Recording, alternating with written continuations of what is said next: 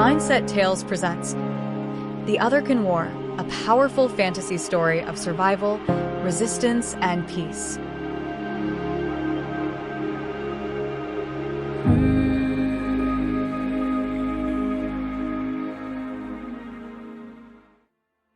They were called the Otherkin, though that was a human word, clumsy and thin. Among themselves, they were known collectively as the Codianists, although individual identity was carried in fur and skin, in breath and gait, in the memory of ancestors who had learned to stand upright without forgetting how to run. They were part human, part animal, not a blending but a harmony. Eyes that saw too much in the dark.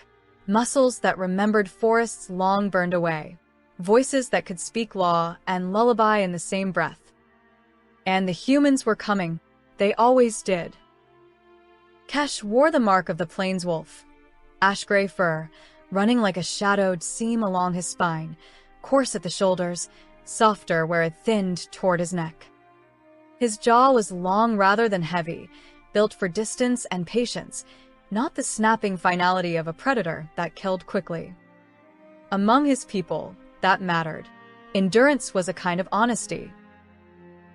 He had never been chosen for the war dances. As a youth, he had lagged behind the swiftest runners, lingered when others charged ahead. The elders had nearly marked him for lesser duties until they noticed how he remembered things.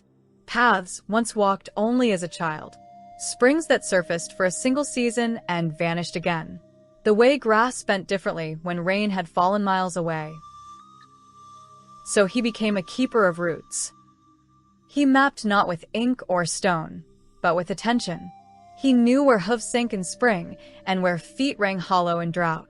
He tracked the land's moods the way others tracked prey. When clans moved, they moved safely because Kesh had already walked tomorrow in his mind. That too was a form of protection. Inside the burrow home, the air was warm and close with sleep. Talon lay curled on her side, one arm flung protectively across the children, her breath slow and even. One child had Kesh's ears, too alert even in dreams.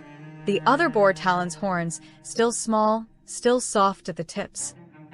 Kesh paused to listen to them. He always did.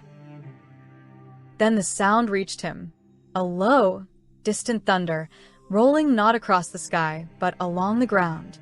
Too steady, too deliberate. It did not fade the way storms faded. It approached. Kesh's muscles tightened before thought caught up. His ears flattened. His nostrils flared. It was not weather. Iron wheels.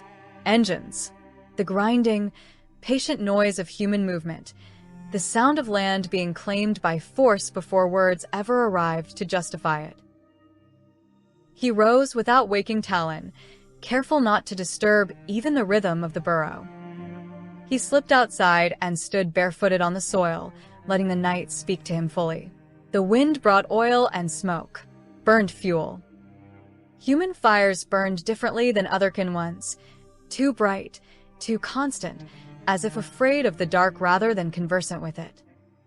On the far ridge, points of orange light marked a line that had not been there the night before. Campfires. Measured. Planned. Permanent.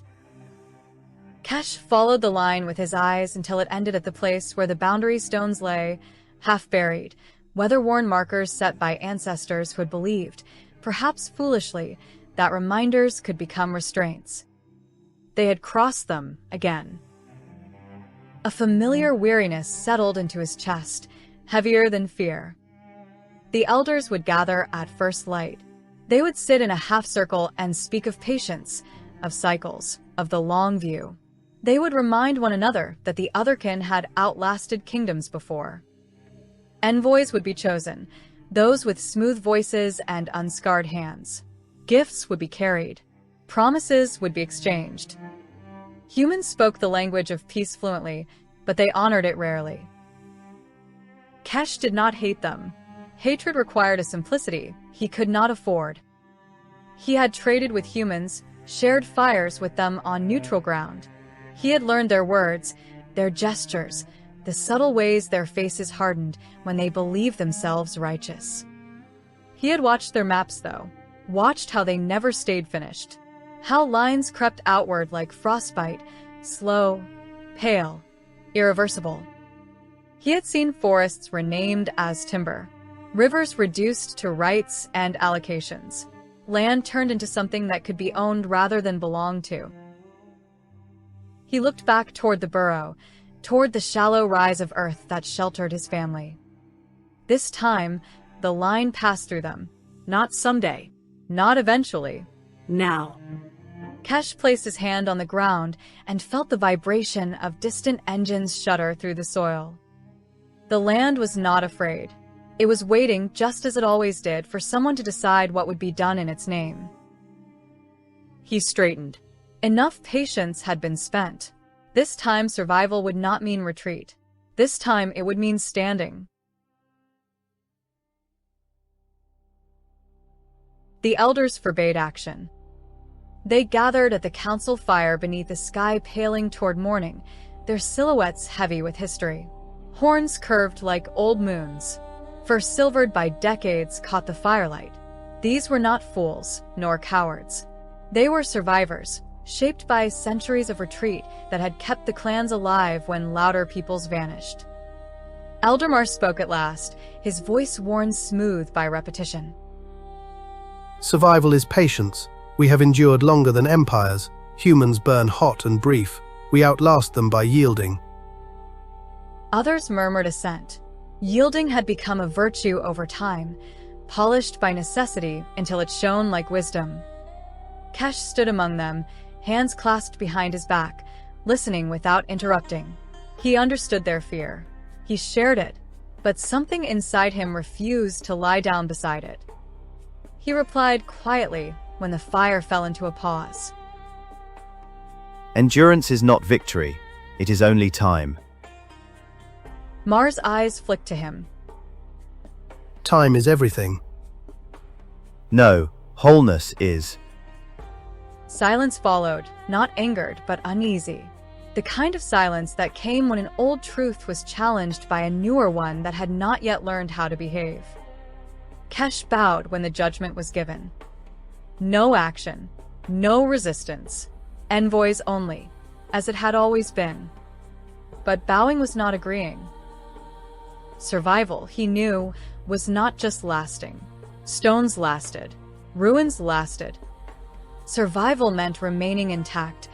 Memory, kinship, the quiet grammar of a people not yet translated into history books as a footnote. So he began small. He did not announce anything. He did not gather followers or speak of defiance. He simply went to those already nervous, already listening to the land the way prey listen for breath behind it. Families were moved first, quietly, efficiently. No panic, no caravans. Just one household at a time, guided along routes that had fallen out of use generations ago, paths the elders no longer taught because they seemed unnecessary in an age of maps and treaties. Kesh remembered them all. He showed parents how to walk where rock remembered weight and left no print, how to scatter ash to confuse scent, how to move at dawn and dusk when sound carried least. Children learned games that taught silence without calling it discipline. Watchers were retrained. Kesh taught them to listen for engines the way animals listen for storms, not for the sound itself, but for the change it made in everything else. Birds lifting too early, insects falling quiet, the ground humming faintly before the noise arrived. Hunters resisted him at first. Their pride lay in the kill. You are asking us to run. No, I am asking you to see, to observe. He showed them how humans moved, predictable, dependent, loud in ways they did not notice. He turned the hunter's skill outward, away from blood and toward knowledge. When humans built roads, they found them flooded overnight by streams that had been nudged, not dammed.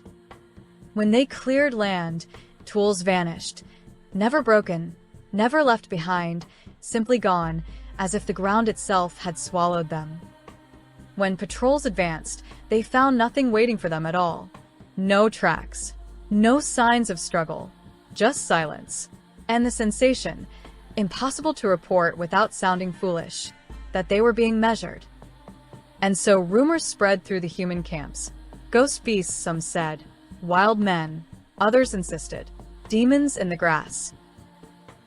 Kesh corrected none of it. Truth, he knew, invited solutions. Fear invited hesitation.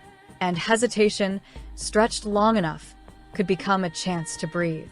A chance to live. A chance, perhaps, to change the ending before it was written in fire.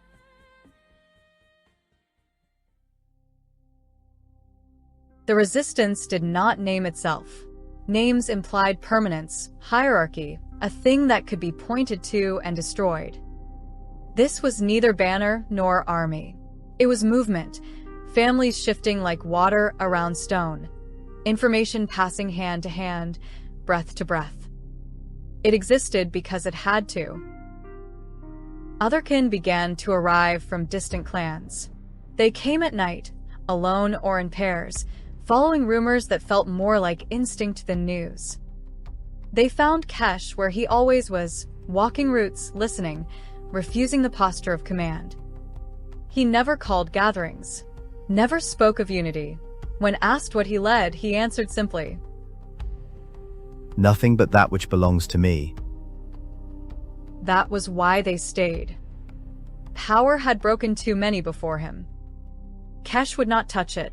He listened instead. He asked questions. He remembered names. When disputes arose, he did not judge. He asked what the land would lose if the argument continued. His rules were few, and they were inflexible. No killing unless there is no other path. Protect life. Protect children. Protect memory. Some bristled at the restraint. One of the horned elders snarled. There are moments when mercy invites extinction. Kesh did not argue. Then, make sure the moment is real. Some left after that. They wanted blood, or glory, or certainty. Kesh gave them none of these. But many stayed. Those who remained learned how to fight the way the Otherkin always had, by knowing land more deeply than those who claimed to own it. They memorized how sound traveled across frozen ground versus baked clay. They learned which fences sang in wind and which snapped under frost. They watched humans struggle against terrain they refused to understand. They rejected the false choice humans offered them, surrender or annihilation. Instead, they chose disappearance. The humans escalated. Surveyors were replaced by soldiers. Camps became compounds. Fences rose, straight lines imposed on a world that curved and resisted. Bounties were whispered, not posted. Descriptions circulated that were vague enough to condemn anyone who did not look entirely human. Fear hardened into policy. Kesh knew the pattern. He had seen it before in smaller places with fewer stakes. He moved his family twice more, each time farther, each time with heavier silence in his chest. Still, he prepared, not for survival, but for delay. Years earlier, he had dug a tunnel beneath their burrow home. At the time, Talon had teased him gently for it. You plan for endings too much. I plan for continuance, not endings. The night the patrol came, there was no warning howl, no chance to scatter the dark. Boots. Voices. The sharp crackle of human fire. Kesh woke Talon with a touch and a look. No words were needed. She gathered the children, their hands small and trembling in hers, and vanished into the tunnel as smoke began to creep through the walls. Kesh stepped outside. He did not run. He stood where the boundary stone once lay, now half buried beneath churned soil and tire tracks. He spoke to the patrol in their own tongue, clearly, calmly. He named himself. He told them there were no weapons here. He told them his family was already gone. They did not believe him. Fire answered before words could. The burrow burned fast. Earth collapsed inward. Smoke swallowed the stars. Kesh did not survive the fire. But neither did the lie that the land was empty. News of his death traveled faster than he ever had, through tunnels, through remembered paths, through the way grief sharpens resolve rather than dulls it. The resistance did not break. It changed shape, and for the first time, humans began to understand that they were not fighting a people. They were fighting a memory that refused to be erased. His sacrifice did what his life never sought. It unified the clans. News did not travel by messenger alone. It moved through instinct, through the way the land itself seemed to tighten, as if holding breath. Otherkin, who had never met Kesh, felt the pull of his name like a pressure change before a storm. Dens opened to strangers. Old boundaries softened. Rival clans crossed paths and did not bare teeth. Grief became a language all Otherkin shared. They spoke his name aloud in places where names were usually swallowed by silence. In burrows, it was whispered over sleeping children. In treetops, it was tapped into bark with careful claws. On open plains, it was howled, not in mourning alone, but in recognition. Kesh, a keeper of roots, the one who chose staying over surviving, a firebreak against forgetting. Stories hardened into purpose. What had once been restraint sharpened. What had once been patience learned to bear its edge. The rules did not change. Life was still protected, children still sacred, but the resistance no longer hesitated to block, to break, to unmake the machinery of conquest. The opposition grew teeth. Human supply lines began to vanish, not in spectacular ambushes, but in 1,000 quiet failures. Bridges washed out where no rain had fallen. Fuel caches spoiled. Roads collapsed into sinkholes that had not existed the day before. Communications failed as cables were gnawed through, buried, drowned. Maps became unreliable. Coordinates led to nothing. Routes that should have been passable were not. Settlements found themselves isolated, surrounded by land that refused to behave as predicted. Patrols returned shaken, speaking of paths that shifted, landmarks that seemed to move, of being guided in circles without ever seeing who guided them. Some soldiers refused to leave camp, while others began to ask questions they had never been encouraged to ask before. Who had lived here first? Why did the land fight back?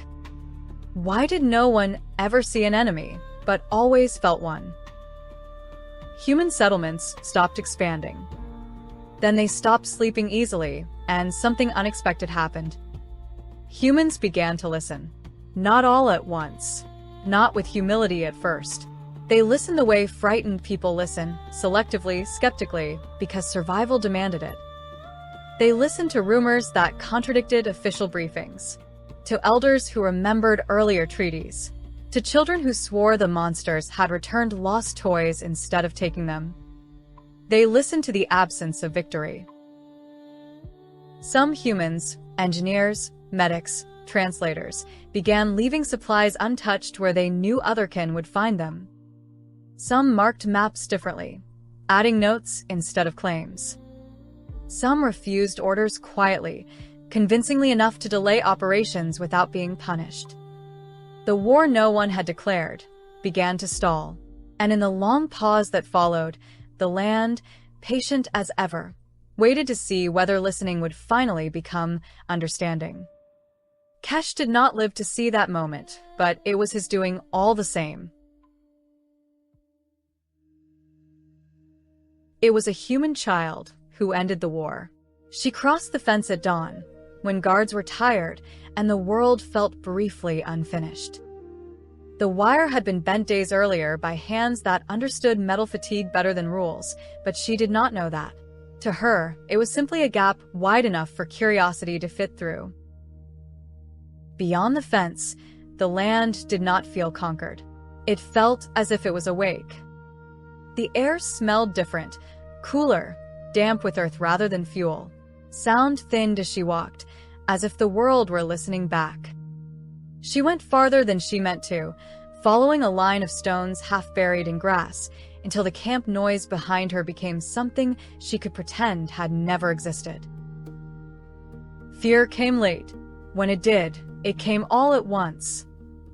She sat beneath a thorn tree, scraped her knee on the roots, and cried with a sudden, humiliating certainty that she was very small and very alone. Ressa found her there. The scout had been moving slowly, reading disturbances along the fence line, grass pressed wrong, birds lifting too early. She expected soldiers or machines. Instead, she found a child folded into herself like a wounded animal. Ressa stopped.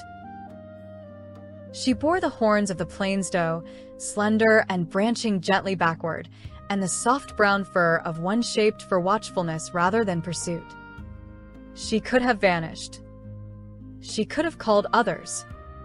She could have taken the child and ended the war the way wars were supposed to end. She did none of those things. Instead, she stepped into view openly, hands empty, letting the child see her fully. Fear flashed across the girl's face, sharp and bright, and then stalled, confused by the lack of threat. Ressa knelt and set her pack down carefully, as one might near something already breaking. Water first. Always water.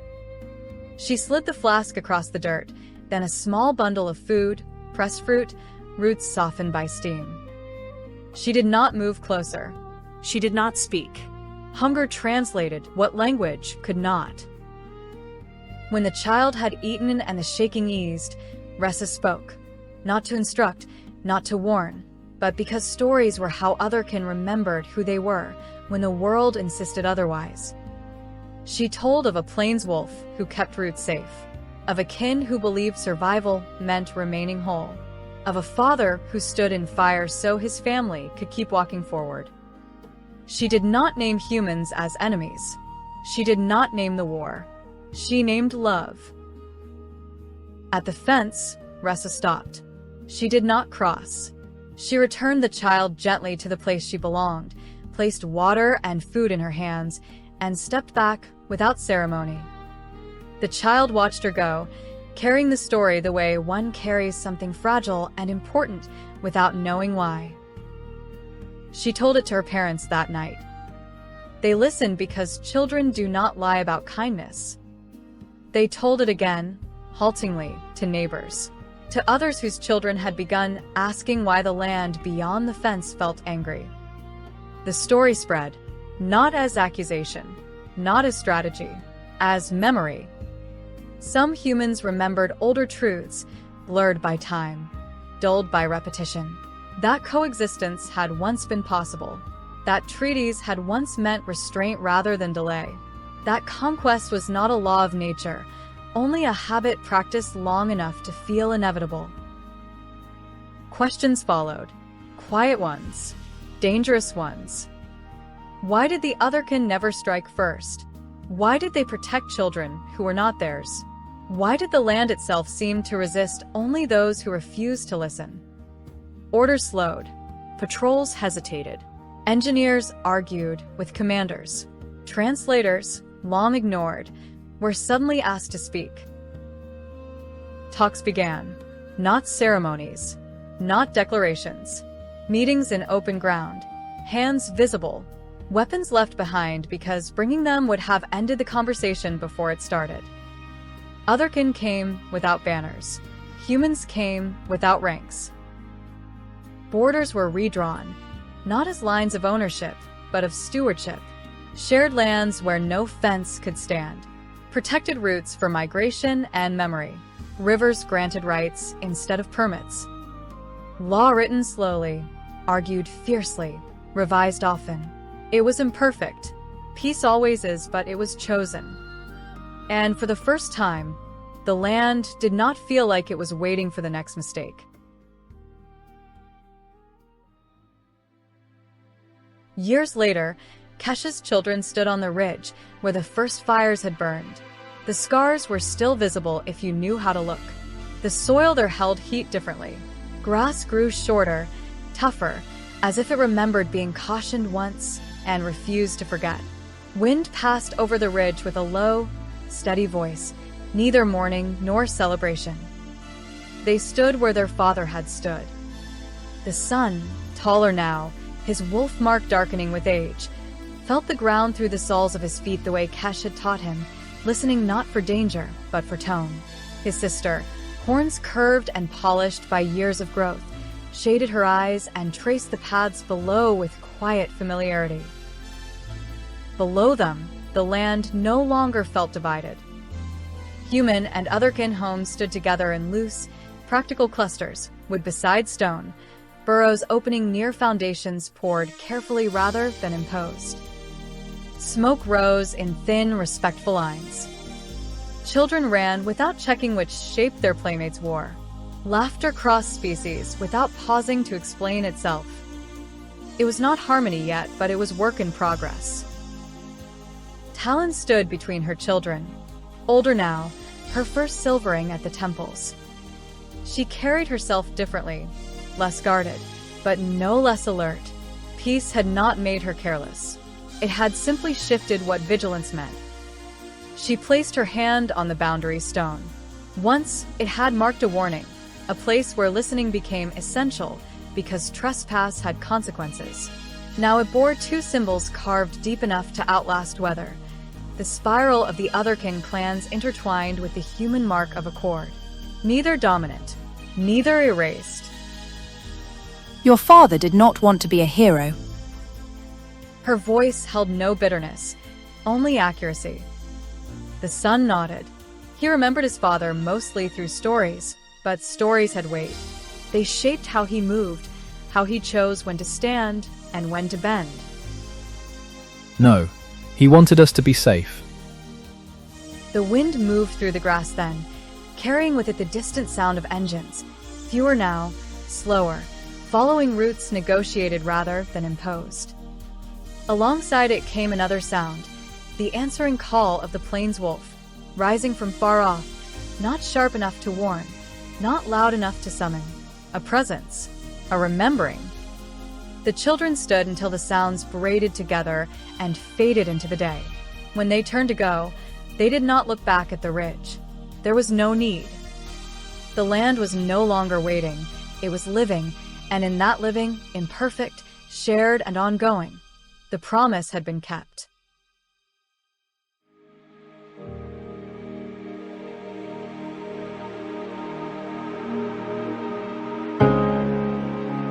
If you enjoyed this tale, please leave a like, a comment, and subscribe.